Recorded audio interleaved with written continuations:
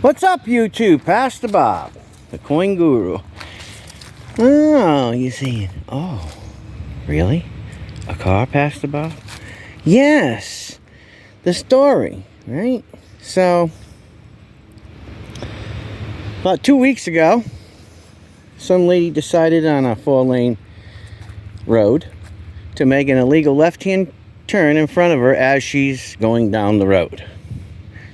Needless to say, it totaled out the Hyundai. So, you know how insurance companies are. They never want to give you all the money. They just want, whatever's in the book, right? So, you know, Pastor Bob loses about $3,500. I mean, it wasn't her fault.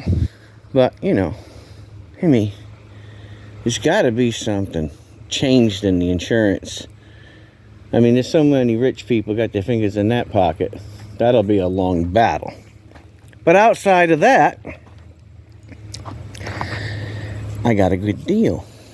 So here's the story. Well, depends on if you're mechanically inclined or not. So this is a 2013 Ford Fiesta. Give you a little walk around. Pretty nice car. In pretty good shape. And you say it's on jack stands. Well, let me tell you the story. These cars, from, I think it was right, well, let's see, let me think now. I think 2011 to 2019 had a few issues. And the issues are the following. And they're all, I mean, there's probably over 100,000 of them or more. However many they made, probably every one of them's had a problem. Is these issues. One, if these grounding, you know, okay, this is a ground that goes to your battery, right? If this ground is not absolutely clean and your conductivity isn't absolutely great and you don't have a really good battery, well, it can actually blow up and make your TCU go bad, which is your transmission control unit. Now the transmission control unit, if I can move some of these wires, is that piece right down there that I'm pointing at, okay?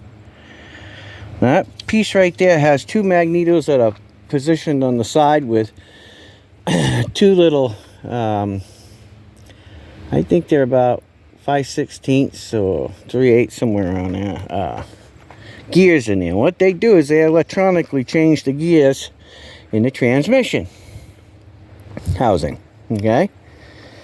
Then, what it has is it has a double-layered control modules in there, right? Computer chips inside of that. And what happens is, after being jonked around and banged up and whatever else, because they're done by you know, a stamping machine, they stamp them babies out, the connections can come loose. And if you you know, really like to solder, you can sit down on your soldering bench and there's 120 pins in there that you could resolder if you want.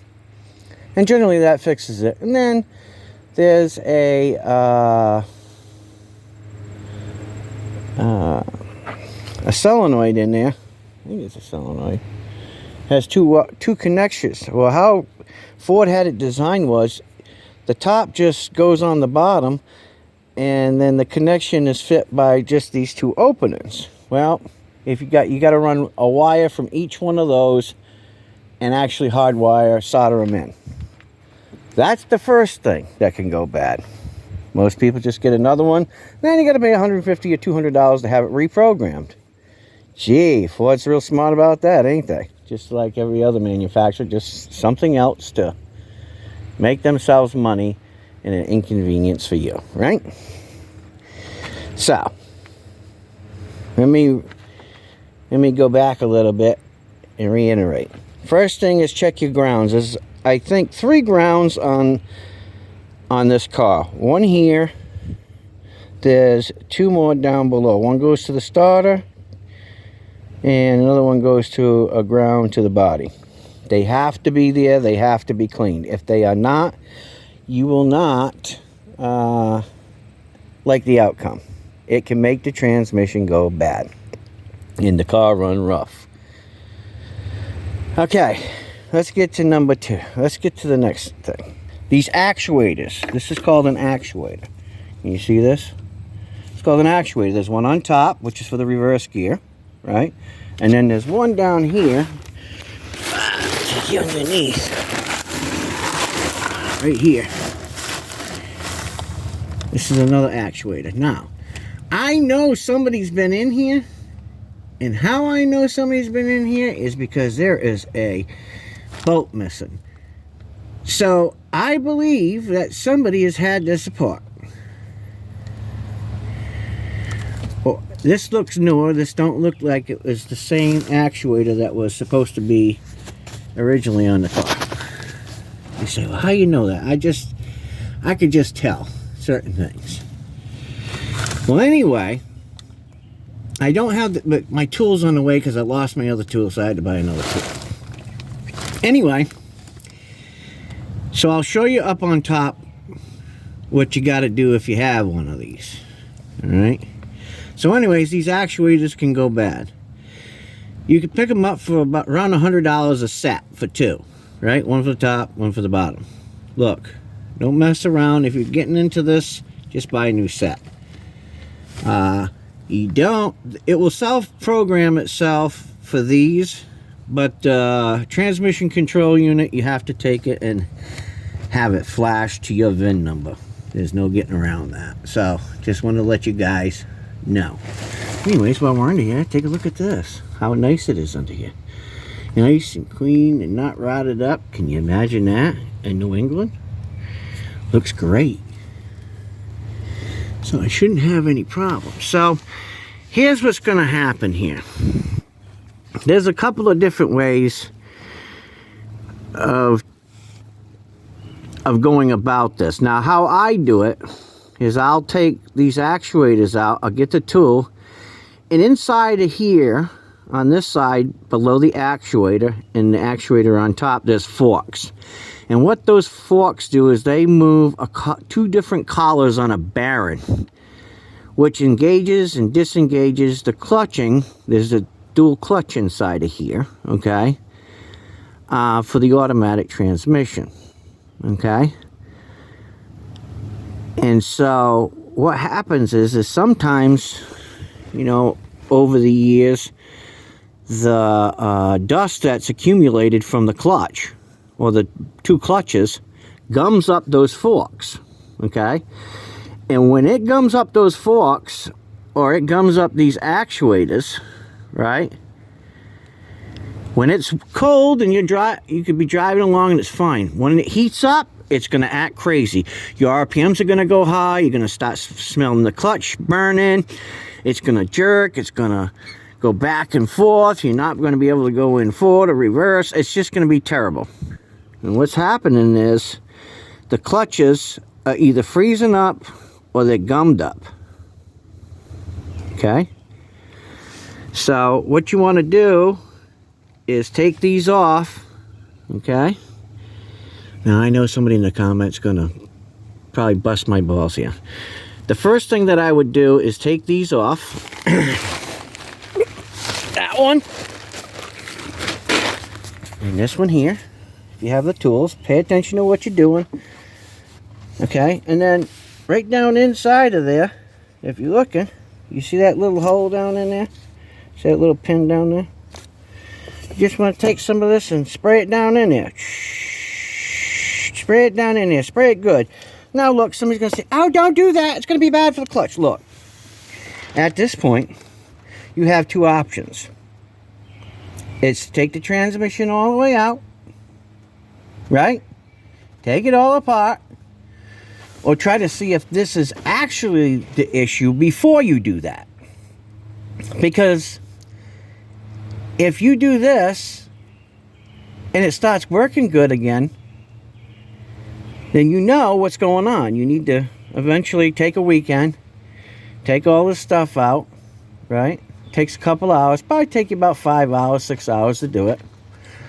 drop the transmission out, clean all the forks up, re-lubricate them in the different spots, change your throwout bearing, okay, because if you're going to be in there, you might as well change it. Don't be cheap and not.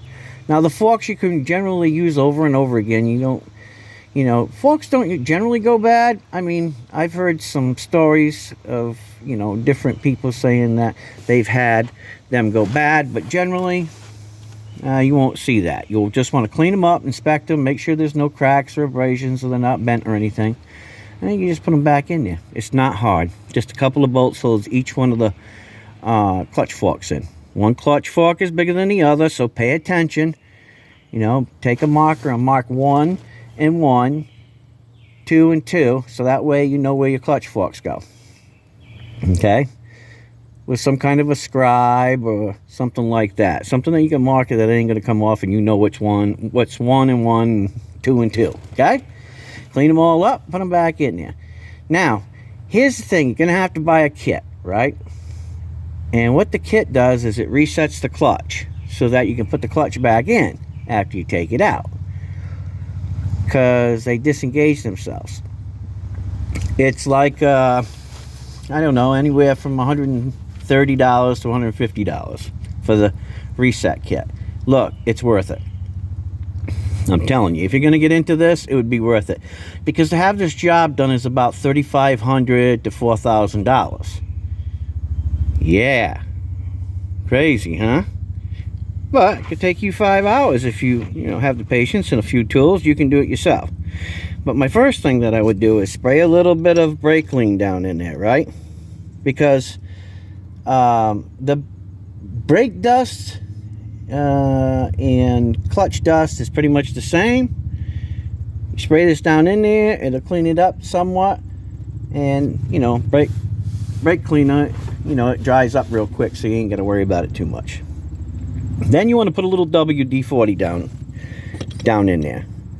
When I mean a little WD-40, I mean, give it a good couple of squirts, right? And how you're going to do it is, once you get the tool for that, right, you're going to move it and see how it moves. Okay? While you turn it, right, you'll turn it to a certain spot, you'll let off, and it'll disengage and go back. That's what it does. It engages and disengages. That's what they do. Engage and disengage. If you don't feel them or hear them engaging and disengaging, then you're going to have to take it all the way apart. But if it starts moving, you want to do that maybe about 15 to 20 times to make sure it's moving correctly. And then after you get done, put a little, another squirt of WD-40 down in there, okay? And then a little bit up. And then, put your stuff back together and try it. But if it's not moving and it is bound up, then you know that is your problem. There is no question about it. All right? The forks get gummed up, and that's what happens. So you'll have to take your transmission apart, inspect your clutch, make sure your clutch is all right. And, I'd probably say 8 out of 10 times the clutch is going to be fine, unless somebody was being absolutely a maniac with it. It'd probably be good. Usually those clutches are good for about 300 to 350,000 miles, in regular use. Now, some of these hard use, I mean, it may not last 100,000 miles. Who knows, But if it looks halfway decent, then hey, clean your forks up, clean everything up. Make sure you get that tool, that reset tool that they sell on, I think you can get them from eBay and Amazon. Okay, shouldn't be hard. Got to have a vise, all right? And you can redo these yourself. There's plenty of other videos on how to redo it on YouTube. I mean, let's see. I haven't done one myself, but I'm pretty sure you can find a few of them. There's some pretty smart guys out there in the world, and I'm sure they're probably sharing it. So that's what you do. You get the tool, you move that back and forth several times to make sure that it isn't froze up, And then in between, you want to give it a little squirt of, brake clean to make sure that you're moving whatever, types of gunk that are down in there. And then give it, after you get done doing that, then periodically, probably 2 or 3 times, couple squirts of WD-40, and if it works, put it back together and drive it. Now that would be a temporary fix, okay? Just a temporary fix. The right fix is, you know, taking everything apart, taking the transmission out, which isn't very difficult, to be honest with you. It really isn't. It looks like a lot, but it really isn't a lot. Okay, it's just a time-consuming thing. And you take it apart, clean everything up, inspect it, put it back together, and you should be fine. But if you're going down the road and all of a sudden this starts acting really funny, it's probably your clutch forks or your solenoids there. I'm telling you, 9 times out of 10, that's what happens. Now, if you're at a sit still, okay, and you're throwing codes and it ain't going in reverse, well, I can tell you what can cause that. A bad battery with not enough voltage, bad ground, sent a bad signal to your TCU, and your TCU is smoked. And they're around $400 if you already want them to pre-program it for your VIN number, because it has to be programmed for your VIN number. Now, generally when that happens, if you have the fancy keys, like most of these newer cars, you'll have to do what's called the 30-minute, 10-minute interval key cycle, okay? And that's when you cycle your key. And I'm sure somebody on YouTube's probably got a video on that, maybe several people, because a lot of the newer cars have it, so it will read your keys. But it's not rocket science. So if you want to save yourself thousands of dollars and you can pick up one of these cars cheap, hey, it's worth it. You know, they're economical. The transmission itself is a really good transmission, the gearing portion of it, you know. Really don't have too much problems with that. It's just the transmission control, you know, if you don't have a good battery, you don't have good grounds, can go out. These actuators can go bad, and the forks can get gummed up. And they generally do get gummed up, okay? So, take the easy approach first to see if it's that, you know, before you decide to take it all out. And if you're on the side of the road and it does that, it's easier to carry a, you know, a small little toolbox with you, you know, and know what these are. Let me see, what is that? I can't remember. It's like a, let me look. I'll take you over here and I'll look. It would be a E8 socket. So you'll want an E8 socket to take those actuators off. Okay, so these little bolts that hold the actuator, which is this, are E8. So you'll want an E8. Carry an E8 with you if you have one of these cars. 1/4-inch drive, 3/8, whatever you got, right? Just make sure it all fits. Okay, to take those actuators out, carry yourself a can of brake cleaner. Make sure it's safe so, you know, it doesn't blow up on you. Put it in a nice, safe, you know, fireproof box or whatever. A place where it's not going to get damaged. And a can of WD-40 and a little tool kit besides that. And it's a good emergency kit to have when you own one of these Ford Fiestas. Because it just might get you, you know, home to where you can fix it. But that's what I'm doing. I know it's a lot of information. You're probably saying, what in the hell are you doing? Well, here's the deal. I bought the car for $1,000. That's right. $1,000. And it's nice, look. That's super nice. So if you're mechanically inclined and you have the know-how, you can pick yourself up one of these too.